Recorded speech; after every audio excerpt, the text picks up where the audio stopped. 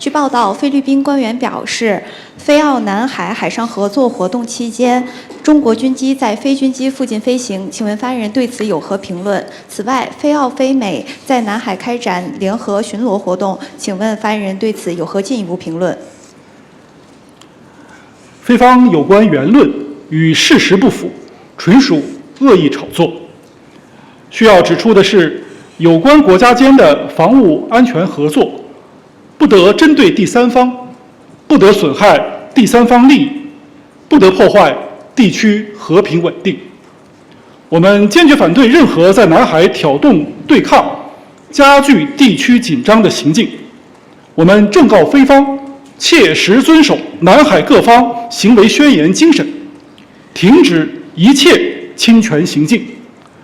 中国军队始终保持高度警戒，坚决捍卫国家主权和海洋权益，坚定维护南海的和平与稳定。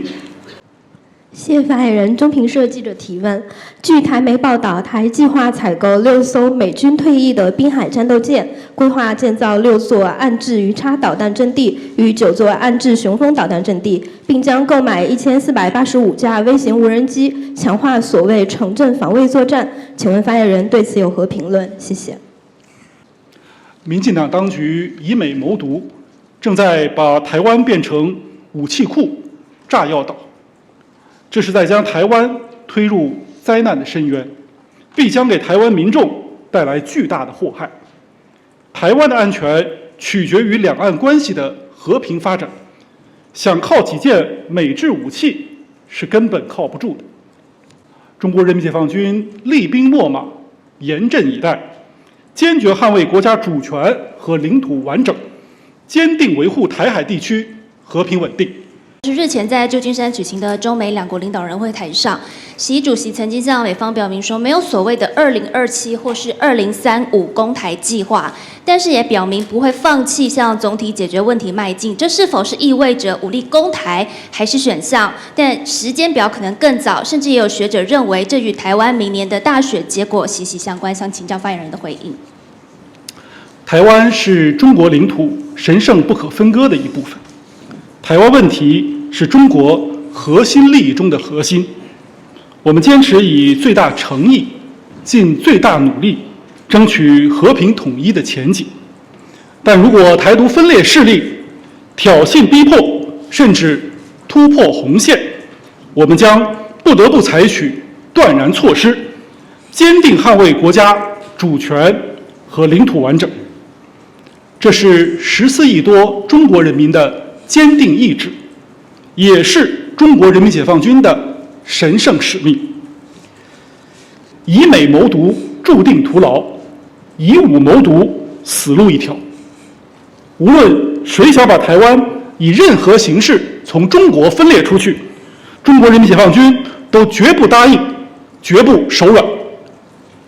好，谢谢发言。从台 CGTN 记者提问。当地时间11月15号，习近平主席同美国总统拜登在美国旧金山举行了两国元首会晤。那两国元首呢，同意在本着平等尊重的基础之上呢，恢复两军高层沟通。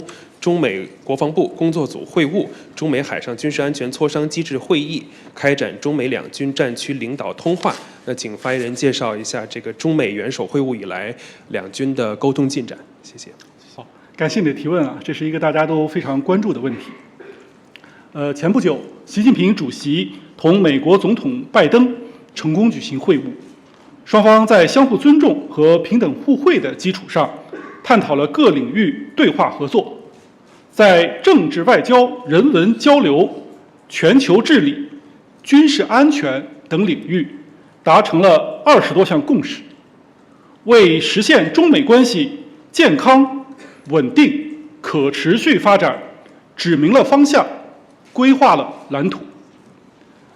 根据两国元首达成的共识，双方将在平等和尊重的基础上，恢复两军高层沟通，中美国防部工作会晤，中美海上军事安全磋商机制会议，开展中美两军战区领导通话。两国防务部门正就此保持着沟通协调。我们将适时发布相关信息。中方重视中美两军关系，中国军队愿与美方一道，认真贯彻落实两国元首共识，按照相互尊重、和平共处、合作共赢的原则开展交流合作，推动两军关系健康稳定发展。海军近期举行了招飞工作会议，并且全面展开了2024年度的招飞选拔工作。那么舰载机飞行学员的招收选拔也备受关注，想请发言人进一步介绍一下有关情况，谢谢。海军坚决贯彻习主席关于人才工作的重要指示要求，深入实施新时代人才强军战略，在以舰载机飞行人才为代表的新智新域作战力量上取得显著成效，以逐步形成舰载机飞行学员招收选拔的特色模式。在招收地域上，招飞范围覆盖到全国31个省市自治区，逐步在全国建设起14座海军青少年航空学校，组建海军航空试验班。在生源类别上，涵盖普通高中毕业生、青少年航校毕业生、军地高校应届本科毕业生和大学生士兵。2024年首次面向应届硕士研究生毕业生选拔舰载机飞行学员。在性别构成上，2023年首次组织选拔舰载机女飞行学员，有望产生我国首位舰载机女飞行员。在培养手段上，探索建立舰载机飞行员生长模式培养路径，全面形成舰载机飞行学员昼夜间全时域培训能力。舰载机飞行员是刀尖上的舞者，是勇敢者的事业。我们热烈欢迎广大有志青年加入舰载机飞行员的队伍，激扬青春，逐梦海天。